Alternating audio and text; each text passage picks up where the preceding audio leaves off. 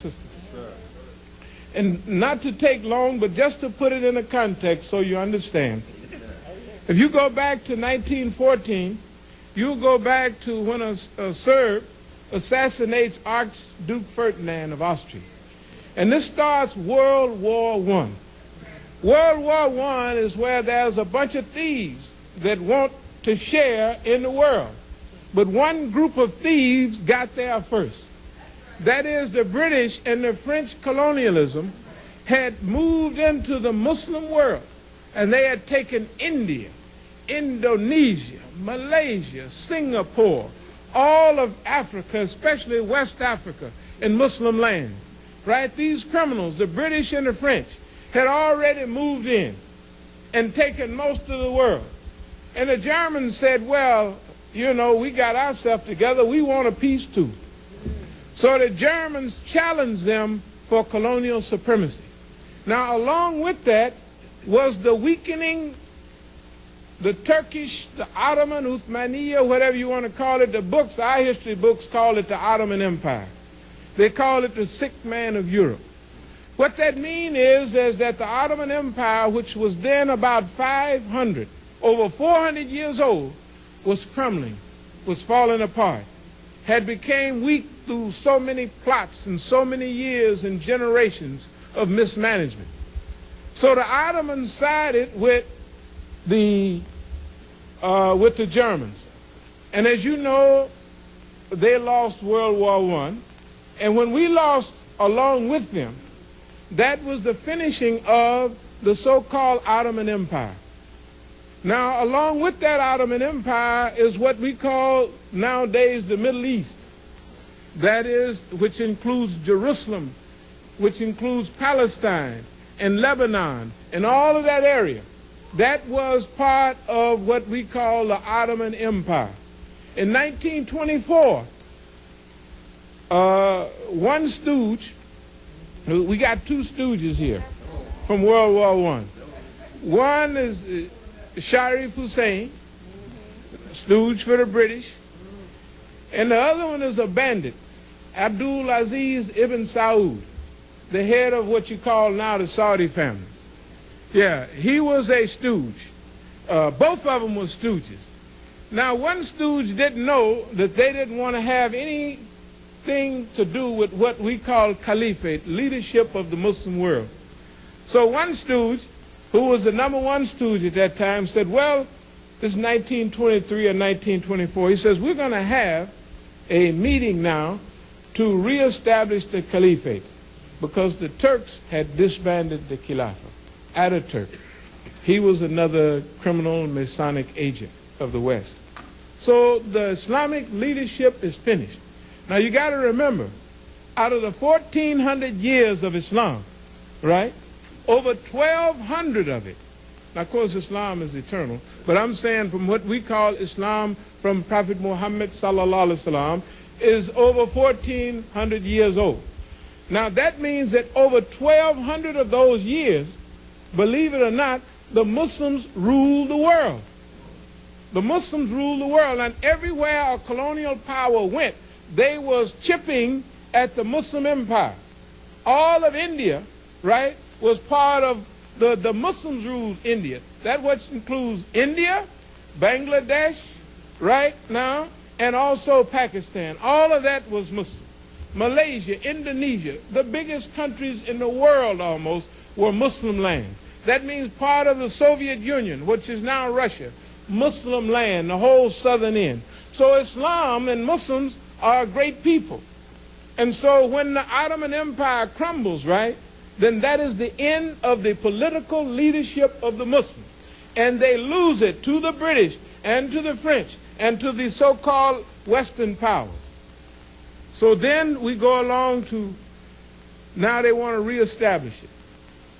So when the British heard about it, they took Sharif Hussein and sent him to a place called Jordan, right? And now his children are the stooges that go through the movements that whatever the West tell these stooges in Jordan, they do it, right? Because the British put them in power, right? Okay, now the other stooge was moved from what they call Najd, is it Najd? He was a Najdi. That's a part of Arabia. They bring that stooge from there and stick him in the leadership of Arabia, which they now call Saudi Arabia. So when you see these people bowing down and in ruku to the Western powers, remember it was the British that put them in power, and the U.S. inherited the leadership over the world from the British and the French, and therefore they bowed down to the British first, and now they bow down to America. Now, in this process, we lose Palestine. Now, I want you to know this war is continuous.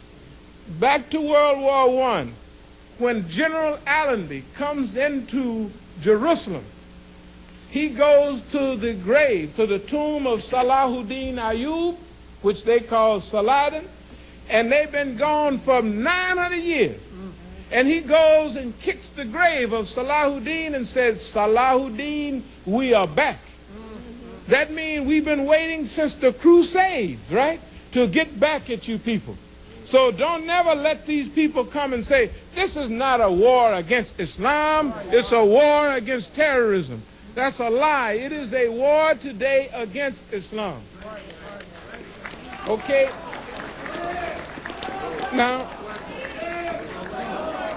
so we're going to try to come up to, finally, we've lost Jerusalem and all those areas. World War II is finished.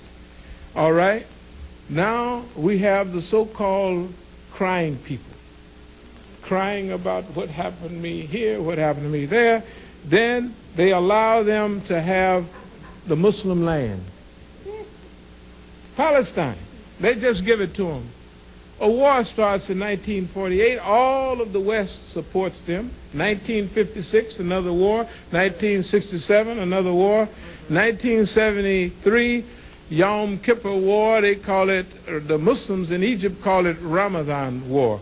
And this was the biggest move they had made against the Zionists.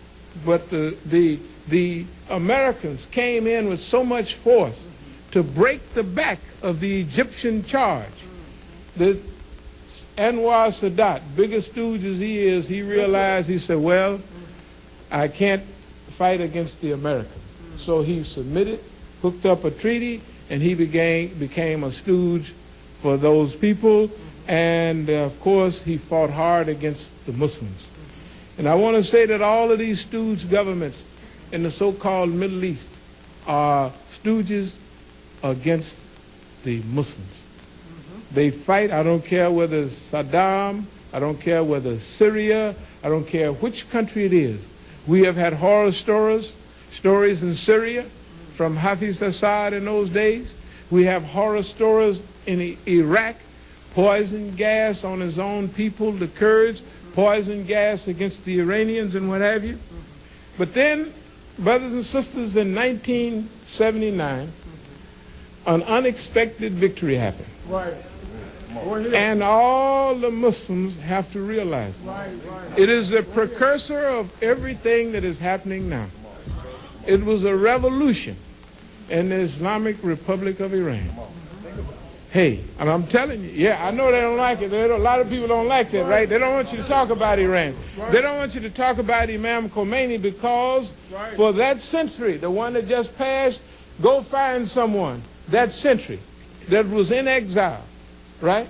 Didn't have no friends, didn't have no army, didn't have no modern aid to help him, brought forward a revolution, an Islamic revolution against the greatest stooge in that area, the Shah of Iran. Right.